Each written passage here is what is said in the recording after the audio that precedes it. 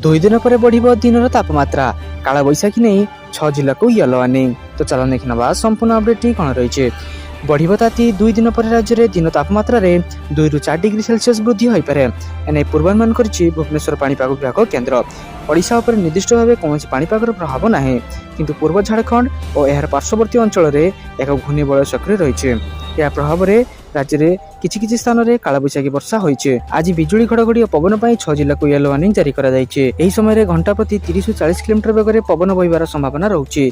16 तारिख बेलू राज्य में पाणीपाग सुखिला रहिबो, बढ़िबो दिनर तापमात्रा। तो चलन देखिबा परवर्ती अपडेट कौन रही। लागू हेबो 8th पे कमिशन, कर्मचारी को मिलिबो अधिक दरमा। तो चलन देखना संपूर्ण अपडेट कौन रही। दीर्घ दिन धरी केंद्र सरकारी कर्मचारी संगठन 8म वेतन आयोग गठन पर दाबी करी आसुथिले। ए विकास को दृष्टि रखी लोकसभा निर्वाचन 2024 पर नुआ पे रिविजन कमिशन गठन होबार संभावना रही बोली रिपोर्ट रे दर्शाଯାଇଛି। भारतीय रेल वैषयिक पर्यवेक्षक संघ कर्मचारी जन अभियोग मंत्रालय को एक चिठी लिखि अनेक विचाराधीन समस्यार समाधान पर 8म वेतन आयोग गठन करने को दाबी करिसेंती। एही समय रे पर्सनल एंड ट्रेनिंग विभाग अधिक कार्यानुष्ठान पेय विभाग एही चिठी पठाइछि। रिपोर्ट दर्शाइछि जे पे कमिशन सुपारिश को कार्यकारी करने दायी व्यय मंत्रालय चिठी रे लिखित दाबी को विचार करुछि। तो चलन देखिबा परवर्ती अपडेट कौन रही। आहरी 2 कोटी लोक मागणा घर जानतु योग्यता करंतु आवेदन। तो चलन देखना संपूर्ण अपडेट कौन रही। ग्रामीण इलाकार घर तैयारी करने को यह योजनार मूल लक्ष्य रही। यह योजनार नाम ହେଉଛି प्रधानमंत्री आवास योजना। आगामी 5 वर्ष मध्य यह योजना अधीन 2 कोटी लोकंक पई मागणा घर निर्माण करने को योजना रखिछंती केंद्र सरकार। पड़िया जमी रे घर तैयारी करुवा लोकंकु 1,20,000 टंका मिलिबो। सेहि भली पड़िया इलाकार घर तैयारी करुवा लोकंकु 1,30,000 टंका सहायता दियाजिबो। उभय केंद्र सरकार और राज्य सरकार निज पांठिरु एही सहायता राशि देबे।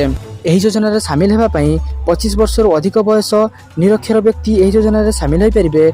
जो परिवार 16 ରୁ 59 वर्ष बयसर कौन मुरबी व्यक्ति नथिबे सही परिवार ए योजना सामिल हो पारे। घर मुख्य भिन्नक्षम होइथिले भी ए योजना सामिल हो पारे। अनुसूचित जाति जनजाति और अल्प संख्यक ए योजना सामिल होगा को आवेदन करें।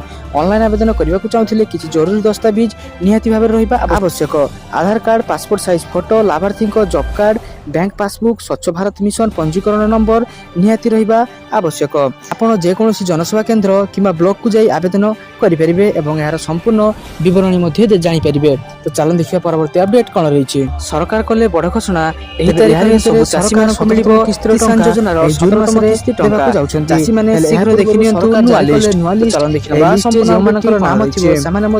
टंका पाइपर। लिस्ट देखा पूर्व किसी कथा जाना पड़ो।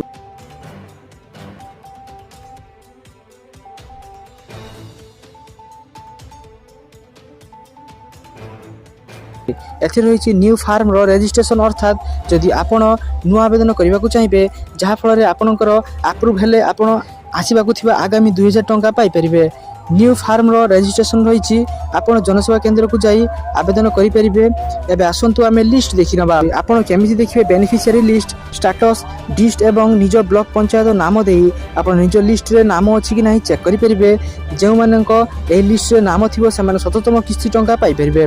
आ सरकार मध्ये ई-केवाईसी बाध्यतामूलक करि दैछंती। जेउ चासी माने ई-केवाईसी करिसंती से माने निश्चित 77 किस्तीर लाभ पाइ परिबे।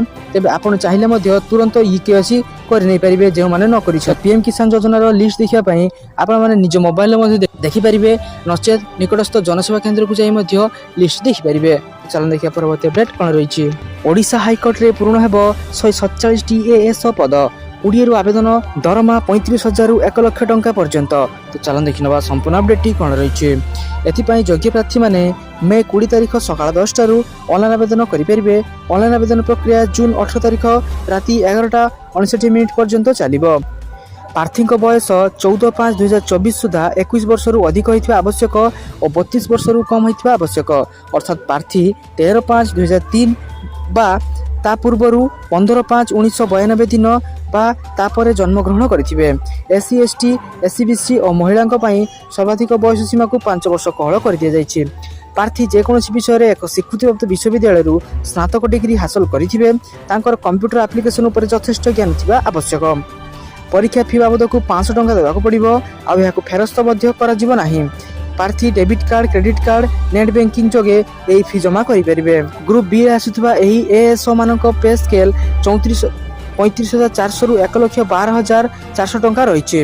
ତ ଯୋଗ୍ୟ ଓ ଆଗ୍ରହୀ ପ୍ରାର୍ଥୀମାନେ ଶୀଘ୍ର ଯାଇ ଏହାକୁ ଆବେଦନ କରିନିଅନ୍ତୁ। ଚାଲନ୍ତୁ ଦେଖିବା ପରବର୍ତ୍ତୀ ଅପଡେଟ୍ କ'ଣ ରହିଛି। ପାଖରେ ଅଛି କି ଏହି ଟଙ୍କିକିଆ କଏନ୍ ଗୋଟିଏ ମିନିଟ୍ରେ ହେବେ ଲକ୍ଷପତି। ତ ଚାଲନ୍ତୁ ଦେଖିନେବା ସମ୍ପୂର୍ଣ୍ଣ ଅପଡେଟ୍ଟି କ'ଣ ରହୁଛି। ଯଦି ଆପଣଙ୍କ ଘରେ ଟଙ୍କିକିଆ ମୁଦ୍ରା ଅଛି ତେବେ ଆପଣ କୋଟିପତି ହୋଇପାରିବେ। ଯଦି ଆପଣଙ୍କର 1 ଟଙ୍କା ମୁଦ୍ରା ଅଛି ତେବେ ଏହା ଅତ୍ୟନ୍ତ ଗୁରୁତ୍ୱପୂର୍ଣ୍ଣ ଯେ 1885 ବର୍ଷ ଏହା ପରେ ଛପା ରହିଥିବା ଆବଶ୍ୟକ। ଅନଲାଇନ୍ ପୋର୍ଟାଲ ମାଧ୍ୟମରେ ଆପଣ ଏହି 1 ଟଙ୍କିଆ କଏନ୍ ସହଜରେ ବିକ୍ରି କରିପାରିବେ। ଆପଣ ମୁଦ୍ରା ବଦଳରେ 6 ଲକ୍ଷ ଟଙ୍କା ପର୍ଯ୍ୟନ୍ତ ପାଇପାରିବେ।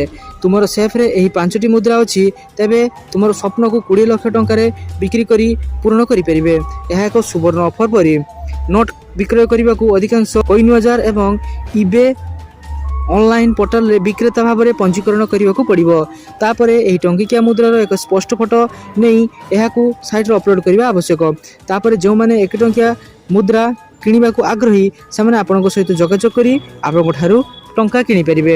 ତ ସାରାଦିନ ଏପରି ବଛା ବଛା ଏବଂ ଗୁରୁତ୍ୱପୂର୍ଣ୍ଣ ଖବର ଜାଣିବା ପାଇଁ ଆମ ଚ୍ୟାନେଲକୁ ସବସ୍କ୍ରାଇବ୍ କରି ରଖନ୍ତୁ ଏବଂ ଆମ ଭିଡ଼ିଓକୁ ଗୋଟେ ଲାଇକ୍ କରିଦିଅନ୍ତୁ। ଧନ୍ୟବାଦ।